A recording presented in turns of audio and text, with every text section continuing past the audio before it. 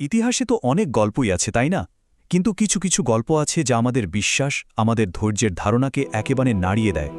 আজ আমরা ঠিক এমনই এক অবিশ্বাস্য গল্প নিয়ে কথা বলবো। এক নবীর গল্প, যিনি ধৈর্যের এক জীবন্ত প্রতীক হয়ে উঠেছিলেন। হ্যাঁ, আমরা কথা বলছি নবী আইয়ুব আলাহকে নিয়ে, যাকে পশ্চিমে জব নামেও চেনা হয়। একটু ভেবে দেখুন তো, যদি আপনার কাছ থেকে সবকিছু আক্ষরিক অর্থে সবকিছু কেড়ে নেওয়া হয়, তখন বিশ্বাসের আসল চেহারাটা কেমন হবে? এই প্রশ্নটা কিন্তু শুধু গল্পের জন্য নয়, আমাদের সবার জীবনের জন্যই খুব গুরুত্বপূর্ণ। চলুন, আজ আমরা এমন একজনের জীবন দেখব যার সবকিছু ছিনিয়ে নেওয়ার পরেও তার বিশ্বাস ছিল পাহাড়ের মতো অটল। আসুন, এই অবিশ্বাস্য যাত্রার একেবারে শুরু থেকে দেখা যায়। তো আমাদের গল্পে শুরু হচ্ছে নবী আইয়ুব আলাইহিস সালামকে দিয়ে। তিনি ছিলেন নবী ইব্রাহিমেরই বংশধর। তার জীবনটা ছিল বলতে গেলে আশীর্বাদে ভরপুর। মানে শুধু ধনসম্পদের কথা বলছি না, কিন্তু তার সবচেয়ে বড় যে সম্পদটা ছিল সেটা হলো আল্লাহর প্রতি তার অশেষ কৃতজ্ঞতা বোধ। আর এই কৃতজ্ঞতাই ছিল তার ঈমানের মূল ভিত্তি, যা কিনা সামনে এক ঐতিহাসিক পরীক্ষার মুখোমুখি হতে যাচ্ছিল। শুধু একবার কল্পনা করার চেষ্টা করুন, দিগন্ত পর্যন্ত ছড়ানো উর্বর জমি, হাজার হাজার গবাদি পশু আর একটা হাসিখুশি সুস্থ পরিবার। কি ছিল না তার কাছে? বলা হয় তিনি ছিলেন তার সময়ের সবচেয়ে ধনী ব্যক্তিদের একজন। কিন্তু মজার ব্যাপার হলো, তার আসল পরিচয়টা কিন্তু এই সম্পদে ছিল না। তার আসল পরিচয় ছিল আল্লাহর প্রতি তার অবিরাম কৃতজ্ঞতা। প্রত্যেকটা নিয়ামতের জন্য তিনি সিজদায় পড়ে যেতেন, আর দিনের বেশিরভাগ সময়ই কাটাতেন আল্লাহর ইবাদতে। এত সম্পদ কিন্তু তাকে একটু অহংকারী করতে পারেনি, বরং আরও বিনয়ী করে তুলেছিল। কিন্তু কথায় আছে না, যেখানে আলো সেখানেই ছায়া পড়ে। ঠিক তাই হল, নবী আইয়ুব আহের এই প্রায় নিখুঁত জীবনটা শয়তানের চোখে কাঁটার মতো বিঁধল। সে সোজা আল্লাহকে গিয়ে চ্যালেঞ্জ করে বসল। তার দাবিটা কি ছিল জানেন? সে বলল, আইয়ুবের এই যে এত ঈমান, এত ইবাদত, এটা আসলে তার ধন সম্পদেরই প্রতিদান। মানে শয়তানের যুক্তিটা ছিল খুব সহজ। আপনি তাকে এত কিছু দিয়েছেন, তাই তো সে আপনার ইবাদত করে। সব কেড়ে নিয়ে দেখুন, সে আপনাকে ভুলে যাবে। আল্লাহ তো তার বান্দার অন্তর সম্পর্কে সবই জানেন। তিনি শয়তানকে এই পরীক্ষার অনুমতি দিলেন, কারণ তিনি জানতেন তার বান্দার বিশ্বাস কতটা গভীর। আর এটা কিন্তু শুধু আইয়ুব আলাইহিসসালামের একার পরীক্ষা ছিল না, এটা ছিল গোটা মানবজাতির জন্য একটা দৃষ্টান্ত স্থাপন করার পরীক্ষা। আল্লাহ শয়তানকে বললেন, যাও, তুমি তার সম্পদ, তার স্বাস্থ্য সব কেড়ে নিতে পারো, কিন্তু তার আত্মার ওপর, তার ঈমানের ওপর তোমার কোনো ক্ষমতা থাকবে না। দেখা যাক আমার বান্দায় কঠিন সময় কি করে। আর এভাবেই শুরু হলো ইতিহাসের অন্যতম কঠিন এক পরীক্ষা। আর সেই পরীক্ষা যখন শুরু হলো, তখন বিপর্যয় এলো একেবারে ঝড়ের বেগে, যা কেউ কল্পনাও করতে পারেনি। মাত্র কয়েকটা দিনের ব্যবধানে নবী আইয়ুব আলাইহিসসালামের সাজানো পৃথিবীটা যেন তছনছ হয়ে গেল। ভাবুন একবার, প্রথম দিনেই আগুন লেগে তার হাজার হাজার গবাদি পশু সব পুড়ে ছাই। পরের দিন দস্যুরা এসে তার বাকি সমস্ত সম্পদ লুট করে নিয়ে গেল। আর তৃতীয় দিন ঘটল সবচেয়ে ভয়াবহ ঘটনাটা। এক প্রলয়ঙ্কারী ঝড়ে তার বাড়িটা ভেঙে পড়ল, আর সেই ধ্বংসস্তূপের নিচে চাপা পড়ে তার সব সন্তান সবাই মারা গেল। একটু থামুন আর ভাবুন, নিজের সব সন্তানকে একসাথে হারানোর পর একজন বাবার মনের অবস্থা কি হতে পারে। কিন্তু নবী আইয়ুব কি করলেন? তার মুখ থেকে বেরোল সেই অমর বাক্য, যা ঈমানের এক চূড়ান্ত ঘোষণা, ইন্না লিল্লাহি ওয়া ইন্না ইলাইহি রাজিউন। অর্থাৎ আমরা তো আল্লাহরই, এবং তার কাছেই আমাদের ফিরে যেতে হবে। তিনি কোনো অভিযোগ করলেন না, কোনো প্রশ্ন তুললেন না, শুধু নীরবে মেনে নিলেন যে যিনি দিয়েছেন তারই ফিরিয়ে নেওয়ার পূর্ণ অধিকার আছে। এটাই ছিল তার ধৈর্যের প্রথম এবং সবচেয়ে কঠিন পরীক্ষা। এখন হয়তো আমাদের মনে প্রশ্ন আসছে, এর চেয়ে কঠিন আর কি হতে পারে? একজন মানুষের জন্য তো এর চেয়ে বড় বিপর্যয় আর হয় না। কিন্তু শয়তান এখানেই থামল না। তার পরীক্ষা তখনও বাকি ছিল। সম্পদ গেল, পরিবার গেল। এবার শয়তানের লক্ষ্য ছিল নবী আইয়ুব আলাইহিসসালামের নিজের শরীর। আর এই পরীক্ষাটা ছিল আগের সবগুলোর চেয়েও অনেক বেশি যন্ত্রণাদায়ক। 18টা বছর, একটা দুটো দিন নয়, দীর্ঘ 18টা বছর নবী আইয়ুব আলাহি এমন এক ভয়াবহ রোগে আক্রান্ত হলেন, যা তার শরীরকে ভেতর থেকে একেবারে কুড়ে কুড়ে খাচ্ছিল। তার সারাটা শরীর যন্ত্রণাদায়ক ফোড়া আর ক্ষতে ভরে গিয়েছিল।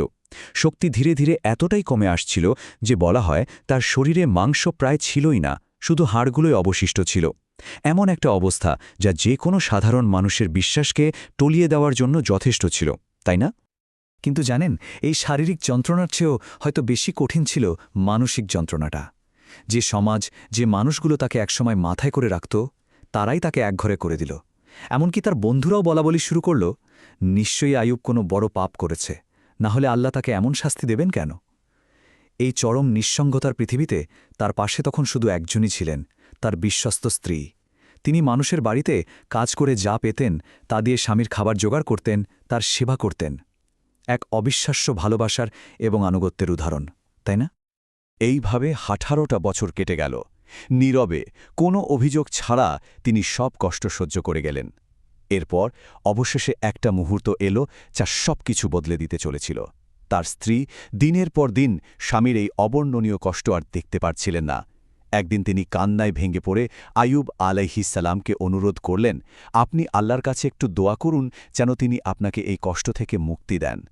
আর স্ত্রীর এই আকুতি হয়ে উঠল সেই মোড় ঘোরানো মুহূর্ত যা চূড়ান্ত বিজয়ের দরজা খুলে দিয়েছিল। আর তখন নবী আইয়ুব দোয়া করলেন, কিন্তু তার দোয়াটা একবার খেয়াল করে দেখুন, এখানে কোনো অভিযোগ নেই, কোনো দাবি নেই, কোনো কেন বা কিভাবে নেই। তিনি শুধু বিনয়ের সাথে বললেন, হে আমার প্রভু, কষ্ট তো আমাকে আষ্টে পৃষ্ঠে ধরেছে, আর আপনিই তো দয়ালুদের মধ্যে সর্বশ্রেষ্ঠ দয়ালু। কি অসাধারণ! তিনি শুধু নিজের অসহায় অবস্থার কথা স্বীকার করলেন আর বাকিটা পুরোপুরি আল্লাহর অসীম করুণার ওপর ছেড়ে দিলেন। এটাই ছিল খালিস বা বিশুদ্ধ ঈমানের প্রার্থনা, যা সোজা আল্লাহর আরশ পর্যন্ত পৌঁছে গেল। আর যখন প্রার্থনা এতটা বিশুদ্ধ হয়, তার জবাব আসতেও দেরি হয় না। আল্লাহর সঙ্গে সঙ্গেই তার এই বিনম্র ডাকে সাড়া দিলেন, আর ঠিক সেই মুহূর্তেই দীর্ঘ 18 বছরের অবর্ণনীয় কষ্টের অবসান ঘটল। এক মুহূর্তে সব বদলে গেল। তার সুস্থ হয়ে ওঠার ঘটনাটা ছিল আক্ষরিক অর্থেই এক মোজেজা বা অলৌকিক ঘটনা। আল্লাহর হুকুমে তিনি তার পা দিয়ে মাটিতে আঘাত করলেন, আর সঙ্গে সঙ্গেই সেখান থেকে একটা ঠান্ডা পানির ঝর্ণা বেরিয়ে এলো। সেই পানিতে গোসল করার সাথে সাথেই তার শরীরের বাইরের সমস্ত ক্ষত, সমস্ত রোগ নিরাময় হয়ে গেল। এরপর তিনি আবার মাটিতে আঘাত করলেন, আর বেরিয়ে এলো দ্বিতীয় আরেকটি ঝর্ণা। সেই ঝর্ণার পানি পান করার পর তার ভেতরের স্বাস্থ্য পুরোপুরি ফিরে এলো। ভাবা যায়, কয়েক মুহূর্তের মধ্যে 18 বছরের সমস্ত যন্ত্রণা একেবারে মুছে গেল। আর আল্লাহর পুরস্কার ছিল তার পরীক্ষার চেয়েও অনেক অনেক বড়।